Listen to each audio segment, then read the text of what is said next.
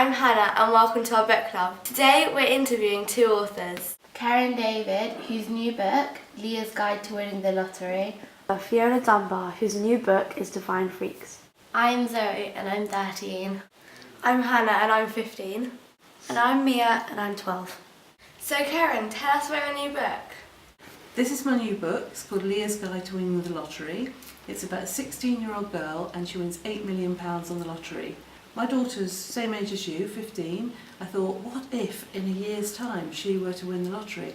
What a nightmare that would be for me as a mother, because all my power would disappear. Fiona, tell us about Divine Freaks. Divine Freaks is the first of my series about Kitty Slade. Now Kitty Slade, this is her on the cover, she sees ghosts. And she also, every story involves a mystery. And Kitty's ability to see and communicate with ghosts enables her, well, it gives her the edge when it comes to solving the mysteries. Zoe, what do you think you'd do if you won the lottery? I would probably get tickets to see my favourite band or people in concert. And would you take your sister Hannah? No.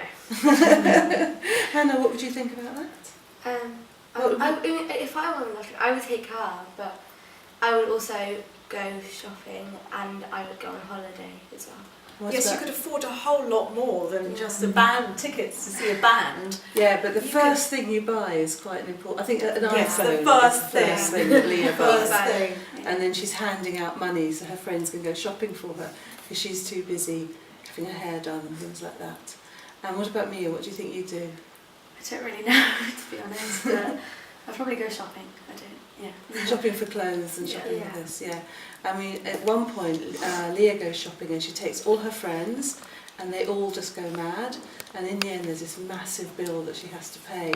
And her mum isn't very happy with her. What do you think your mum would do? Do you think she'd be trying to make you be very, very sensible? She'd probably take it all away and then give it to us gradually, bit by bit, like £5 a week or something. £5 a week. That's so mean. I have to say, as a parent, this is a wonderful book. It's so entertaining. But reading it as a parent, I so often really wanted to give Leah a slap. but actually the mother's quite annoying as well, isn't she? Because mothers are quite annoying. Because she decides that she wants a boob job. Do you think that your mum might want to have a boob job? If she asked for money for that, I would never give her any. But she wouldn't. She wouldn't. Okay, so what is okay to give to your mum? Not to that extent. To like an extent. Oh, can I go on holiday? Can I get my hair done? Not like Botox and everything like that. Like. You wouldn't let her have change Botox. of person. No. But you'd be the one judging that. So at the moment, you go to your mum and you say, can I buy this, can I buy that? But suddenly the tables would be turned. It's a role reverse. And she would be coming to you. Yeah. And you would be saying, no, you can have this, and you can't. And that is actually very difficult in a family. And also there's this thing where at the age of 16, you're trying to be independent, but the family still looks on you as their little girl. I thought also Leah would become a little bit of a celebrity. Yeah. You know, she'd be like the lottery girl, she'd be in all the magazines, and she might really like that, but that also has a bad side to it in that people think they can know everything about you and your private life. And I think people want to be celebrities, but they don't really think what that's going to mean to them. And everyone's got things they want to hide, so that's with difficult. celebrities, there's always a story about them. They're always doing things, and they think that no one's going to find out just because they're celebrities. They can pay people to not print it, but that does happen. As we stories. know from recent stories. A lot of what this book is about putting prices on things and working out different values and thinking, how can anyone spend money on having a boob job when there are people who haven't got proper water supplies, in other countries, and kind of what is legitimate to spend money on. At 16, there are all these things that you can legally do, like buy a lottery ticket, but other things you can't do till you're 18 or 21. So what I don't want is to preach messages and kind of tell people what to think. Nobody would want to read the book if it was preachy.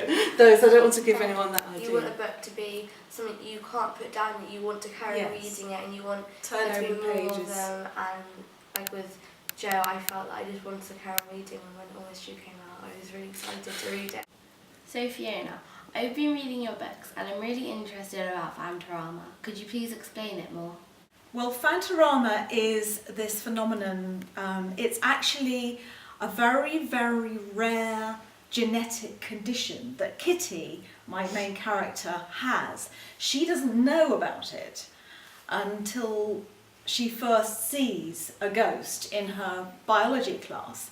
It comes on at puberty. So imagine if you lived your life up until now and then all of a sudden you started seeing ghosts everywhere. Would you want to know if there was a possibility that you might start seeing ghosts? I think I'd want to know. I think I'd What want if to be warned. it doesn't happen to you? Then you think, oh, what happens if it does happen to me later on? And you're looking You get- over your shoulder the whole Yeah, you time. get that fear. Do you think And you just- get worried that it will never actually happen. I really felt for Kitty because, you know, one minute her life is completely normal and the next minute there's ghosts all over the place. Yeah. I don't know how you would feel about seeing ghosts. Is it something you would want? Is that something that you think would be a great thing, or Have you ever seen a ghost? not so great? No, I really wouldn't like it. She's great, Kitty, because she, although she's completely freaked out, she just takes it on, doesn't she? I mean, you know, whereas I think, you know, some of us might just lock ourselves in our bedrooms and just never come out. You know, she's like, okay, you know, I'm freaked by this, but I can see ghosts and I'm going to make it work. I was really impressed with her, she's a great heroine. And the other thing I really liked was there's no romance. And I think quite often books aimed at that slightly younger age group have kind of like romance kind of forced on them. So what do you girls think about that? Have you read books where you felt that the author has shoehorned a romance in there, that maybe it doesn't, that it feels... I think some places it's like kind of necessary because it's good to have a story behind the main one, but sometimes it's a bit kind of too much for the book. And sometimes if like the character's under a lot of pressure, they don't really want that romance in there, but the author sort of said, well, there needs to be some sort of like, you know, element behind her. Yes, yeah. Is it quite nice to see a girl just actually doing her own thing and not, you know, always thinking about boys all the time? Is that a good thing? Yeah. Yeah? Yes. I think it's a good thing. Yeah, 'cause I think it's good. I think you should also be independent as well as having a romance, because you don't want the men to sort of like take over your life. You want to have your own life and do your own thing. Yeah, especially at 13, Yeah. I think it's really good. I think that's a very important point actually, because it doesn't tend to happen if you've got sort of male characters, you know, sort of Alex Rider and these sort of male heroes. It's not like they're trying to impress a girl all the time. Exactly, or fall in love. They're doing so. I'm sticking up for girls being just, you know, doing things as themselves. Your strapline is be careful what you wish for. Yeah. So, like going back to Lulu, you know, she has this magic recipe book, but, you know, wonderful, you know, it's a bit of wish fulfillment there, and obviously a bad situation that she wants to get out of. That's not so likely to have a bad outcome, but being able to change appearance, and that's a bit scarier, isn't it? I mean, imagine, because I play on the theme of identity in Silk Sisters, and you are yourself, aren't you? See, that's like a parallel with Joe, where he is in Yes, huge the danger. identity He's in thing. huge danger, but he has to go into witness protection and he becomes a different person. Absolutely. It changes. So I think actually these are things that are all very relevant to your sort of age group, because you're all changing all the time, and, you know, looking at your friends changing, and so it's like taking it all a step forward, Yeah. you know, really, and looking at different angles, and sometimes it's good, sometimes it's bad, and, you know, then you learn to kind of cope with it, really. Thank you very much, Karen and Fiona, for coming and talking to us about our new books. And thank you very much for watching. Bye. Bye.